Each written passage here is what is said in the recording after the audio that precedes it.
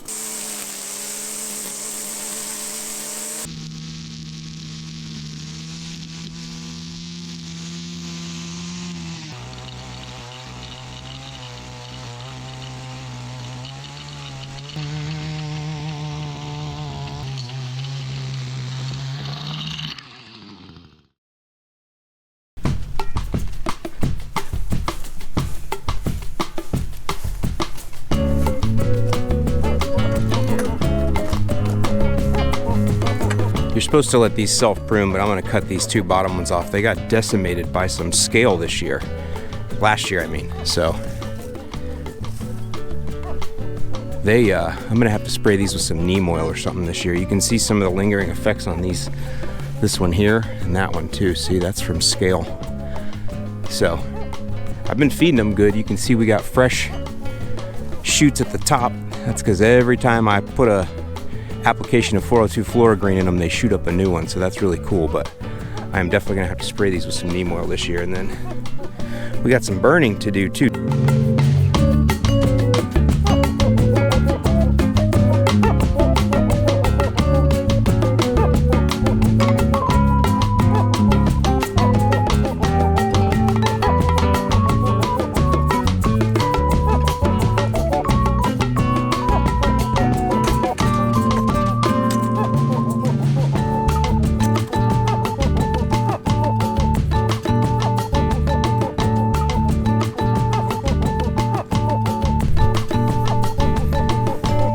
Also, I figure I'd give you an update over here.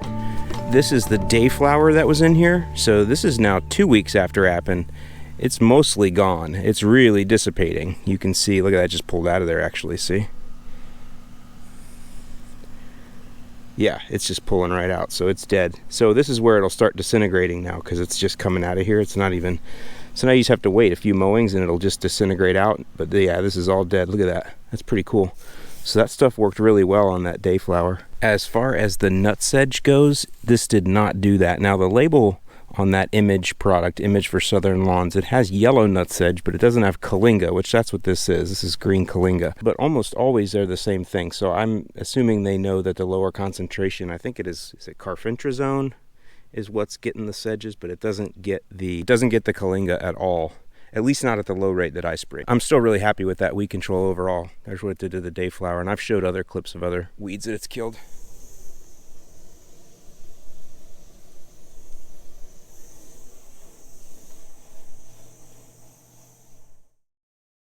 Okay, so this is a brand new one of these. I mean, it's like these are like $7 or $8 on Amazon. It's a cheap piece of equipment. It's not, you know, this isn't going to last you for years. So, you know, plan to buy a few of them. But it works well for what it is. And, you know, I never would have used one of these before. But I just got into it last year, and I really like spraying and praying with it. So these are super easy. Now we're going to be using RGS today. If you've never used a hose end sprayer before, RGS is the perfect thing to start with because you can't hurt anything. We don't have to be super high precision with it. Of course, we want to get our application evenly spread across the area, but it doesn't have to be perfect. So this is a great way to learn. The other thing is, if I have other videos where I've done like full bucket tests on this and showed you how to calibrate and overcomplicate it like everything. But today I'm going to show you a super easy way to do it, again, because it's RGS and it's just a simple way to go. The other thing is, I had one of these in the past that I think the whole unit was defective. It didn't spray well at all, but some people had thought it was because I took the screen out here. We do recommend poking a hole in the screen here because some of the n-ext products can get a little viscous, so it'll just help it flow better. But then again, I've used it with the screen in. I have another one I use with the screen in, and it works fine. But I am going to go ahead and poke a hole in there. But either way, I'll link to the other videos where I've used different sprayers and the chameleon sprayer and everything else. But again, for today, we're going to use RGS, and we're going to use this simple sprayer here.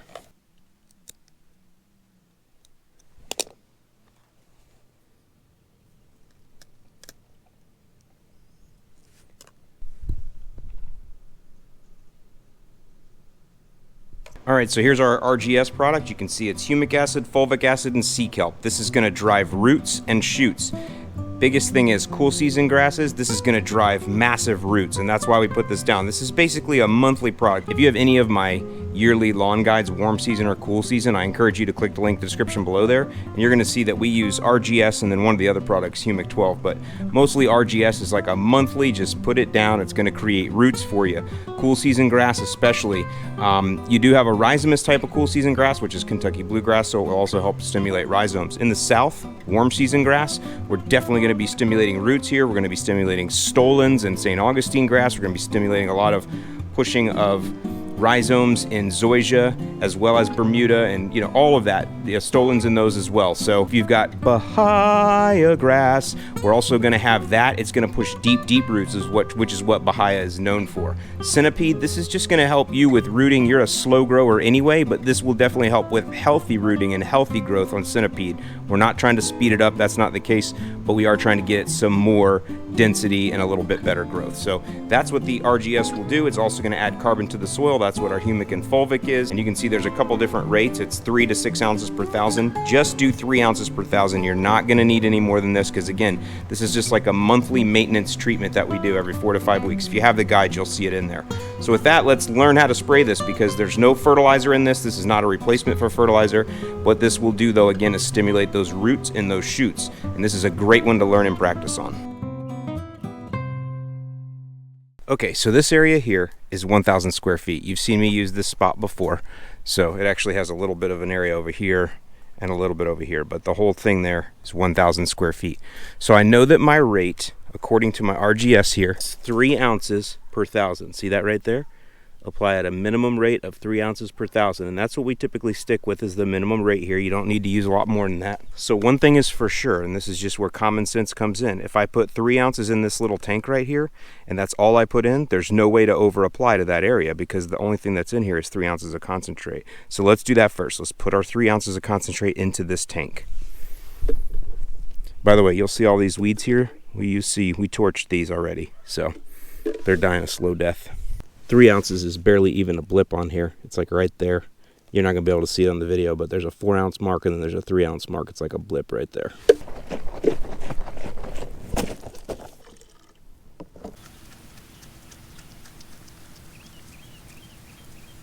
Now, just having that little bit down in there, that might make things a little hard to flow. So what you do is just fill this up. Fill it up as much or as little as you want. Now remember, we still only have 3 ounces of concentrate in there, so no matter what we do, even though we put more water in there, we still can't over apply here. It's impossible. So what we're going to do then is by adding that extra amount of water in there, it just gives us more time, because that's what this is. This is what, you know, tells you how many ounces are going to come out per gallon, and then as you remember, 2 gallons a minute comes out of here. Again, I'll show you some videos about that, but really what you can do is just set this on like the 2 right there, and then just go out and spray and pray. Again, it's RGS, you're not going to hurt anything. You know you've only got 3 ounces of concentrate in that tank, so as long as you stay over here, you can't over apply. Now, what you don't want to do is stay in one spot. Use your common sense, use your logic, and get a nice even spray out there. Again, this is learning. When we do fertilizer products, we're going to have to be a little bit more precision, but for right now, we're able to get out and just use this to understand what it feels like to get that evenly across that 1,000 square foot area. But again, we're going to start at 2 and just see how it feels. I think I'm going to have to dial it up a little bit more than that. But again, what this tells you is how many ounces are coming out of this tank and being mixed with each gallon of water that comes out of here.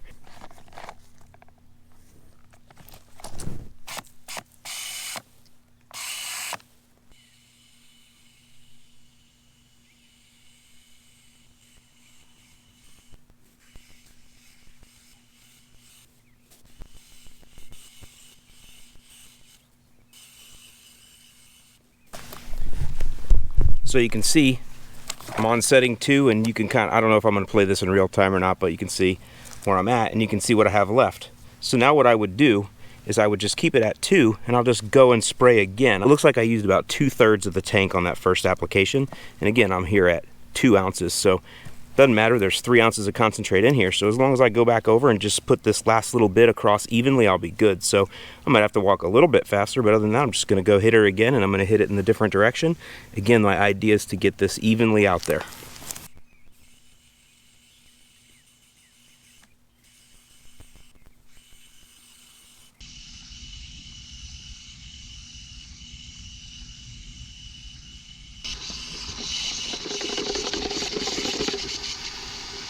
So there you go. You can see we have a little bit left, but I've told you before, none of these products really pump all the way out. So that's it.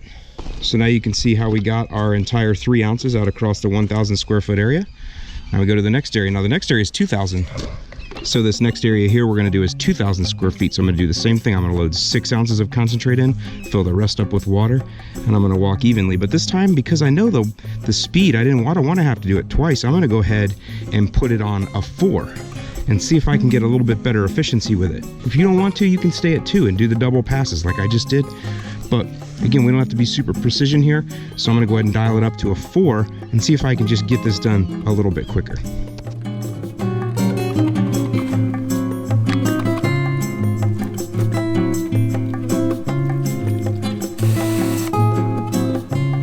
So I feel like no matter how I explain this, some people are gonna be confused. But I've got a 2,000 square foot area, so that means I need 6 ounces of concentrate to cover that at our 3 ounces per 1,000 square foot rate. I then fill the rest of the tank up with water. Now, I'm using logic and intuition. I just sprayed that other small area. I had the tank full, and I had it set on 2, and I had to go over it a couple times. It was painfully slow. So just using logic and my own common sense, I'm like, you know what? I'm going to dial this up, and I dialed it up to 4 ounces. What that means is now 4 ounces is going to come out of that tank for every gallon instead of 2. and then I can walk a nice comfortable pace. And again, just because I have some experience, I'm able to get this 2,000 square foot area covered almost perfect. Came up just a little short in the end. If this is still confusing to you, go out and spray and pray with the RGS. You will learn it. It'll come to you. I promise it will, and you won't hurt anything. That's what RGS is really good for. It's like training wheels, like we use Milorganite for dry fertilizer. RGS makes great training wheels to learn how to spray.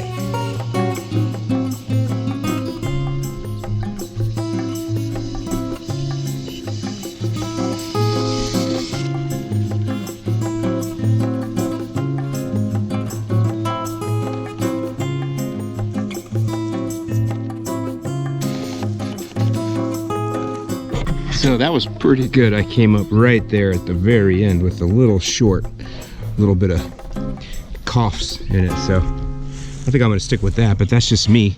I also prefer to walk forward. I did some backward walking over there, didn't like it. I definitely prefer to walk forward. That's how I was trained. So, but again, you do whatever's more comfortable for you. Whatever gets the application out more evenly for you is how you should walk.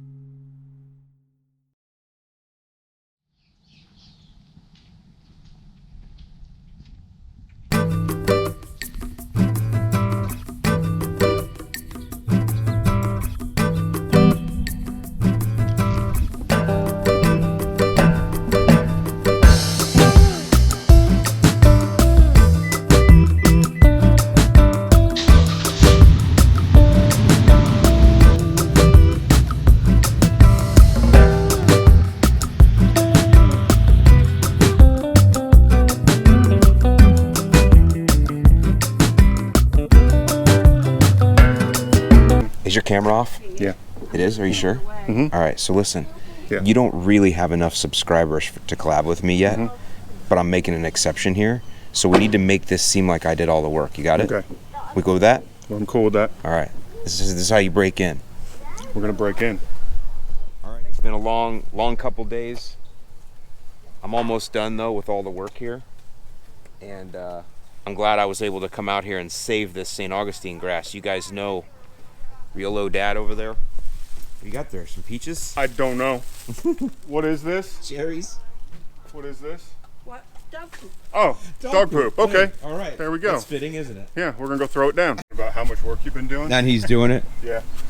Didn't know You need to take a break, Dean. I think, Dean, I think Crocs are the universal shoes of sod install. They work great. They're comfortable, Yeah. aerated. Oh, hi, puppy. You're self-aerated. Comfortable, that's what care. Yeah. I mean, flip-flops are a close second, though. They're rubber. These are, I don't know what brand. They're like the Crocs. The problem with the flip-flop is when you do the punch in with your foot, Yeah, you develop a blister right there. That's, between your see? toes. And the Crocs don't do that. Solid footing all the way around.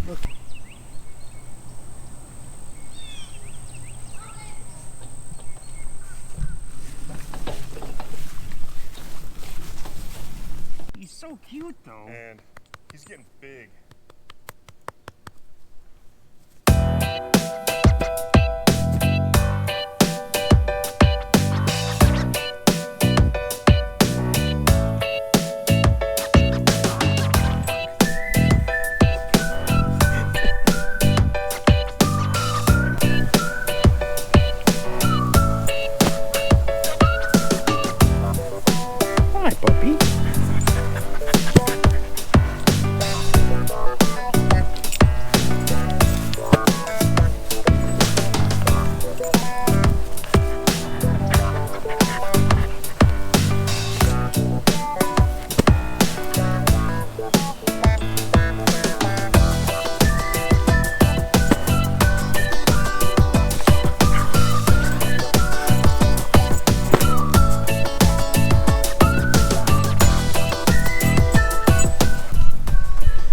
So like I said, I did almost all of this myself, right? He's been working very hard. Yeah, you for the past really 36 hours. He's actually in pretty good shape. Yeah. For the amount of work he's put in. I mean, it's no joke, right? I know my stuff, don't I? You know your stuff. I look sweaty solely for the fact that I'm in a different climate now, and it takes at least 72 hours to adjust, and I've only been here for about 20. Yeah, I mean, I haven't even broke a sweat yet. I think I've put, what, 17 or 18 pallets out myself, so. I'm just glad I was able to come here and make sure that this install was done right and done successfully. And if you want to see more, I'll link to Real Low Dad here. You can check out his full video, and he'll show the way that this truly was installed and everything that went on. But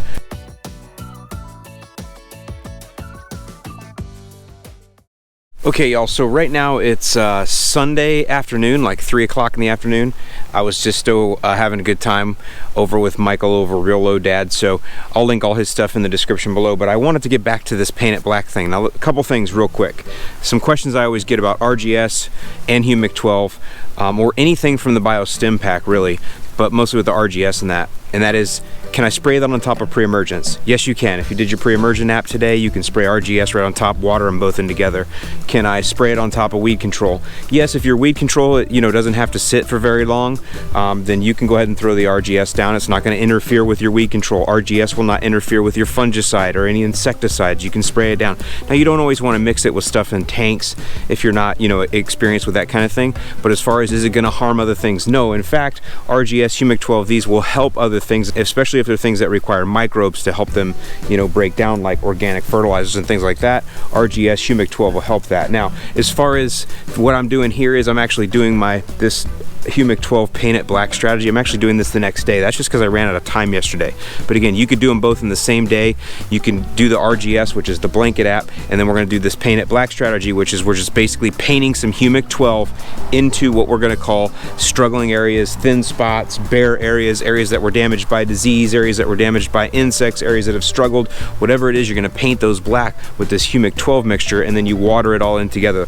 The RGS should be watered in as well as the Humic12. So I watered my RGS in last night. Now I'm going to go ahead and paint my areas black, let that settle in, and then I'm going to water all that in. And that's the whole strategy. You can do all this in the same day, or like I'm doing it in 2 separate days. So hope that helps. I'm trying to go a little quick here because it's getting late in the day. I got to get this edited, and tonight's Sunday, and I got to get my Sunday night video out. So with that, I'm going to go ahead and paint it black here. Then I'm going to finish something that's on my honeydew list, and then hopefully I'm going to have me some fried shrimps tonight before I get this video up. So with that, let's get to the rest of the video.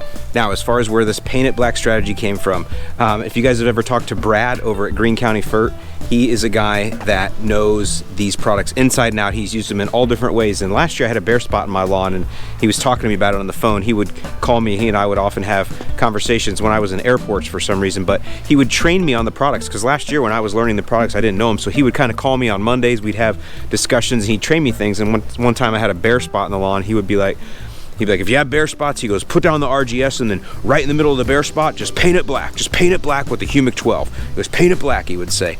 And I guess he was training Paul on that recently too. And so me and Paul had that discussion. I'm like, yeah, did Brad tell you to paint it black, paint the bare spots black? And we were laughing about it. And of course, when me and Paul talk about it, at least when I do, I exaggerate it. And I'd be like, yeah, so what Brad would tell you is whatever bare spots you have, get the Humic12 and just paint it black. Just paint it black, And we would just, I don't know, I would just exaggerate it, because that's just how I do. It was kind of like the old, you guys remember those Budweiser commercials where those guys would be like, what's up, what's up? That's how we do it with like Brad, like, paint it black, get that Humic12 and paint it black. So anyway, that's where it came. Maybe it's just something that's just funny to me and Paul and people who know Brad, but either way, that's what this is. So what you do is it's 6 ounces of Humic12 into 1 gallon of water, and wherever your bare spots are, your struggling spots, your thin spots, you paint them black.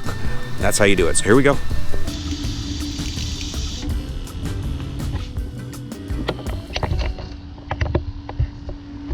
Just look at how alive that is in there. Yeah, baby. It's alive. It's alive in there. So this gray lighting does not do well, but I think you'll be able to see the spots I'm talking about here.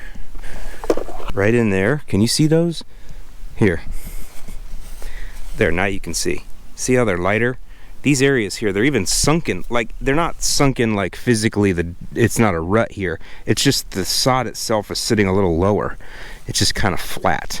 And we're getting some rain, which is perfect. So either way, these are areas I'm going to paint black, try to stimulate. And the idea is we're going to stimulate microbial activity. That's what we're doing, is the Humic12 is going to really pop up the microbes, and that's the idea. Then we put the RGS in, which is going to make everything start to run better.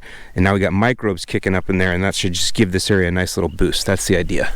These are some areas here that got hit with a little bit of rhizoctonia, and so I'm going to go ahead and spray these too. Same thing, I'm going to stimulate microbes in here that the existing grass will start to really kick up. And again, we got RGS already in here, but we're just going to get that extra kick of the humic and fulvic acid in there. So areas like that too that are suffering from a little bit of disease hit, we're going to paint them black as well. So let me show you how we do that.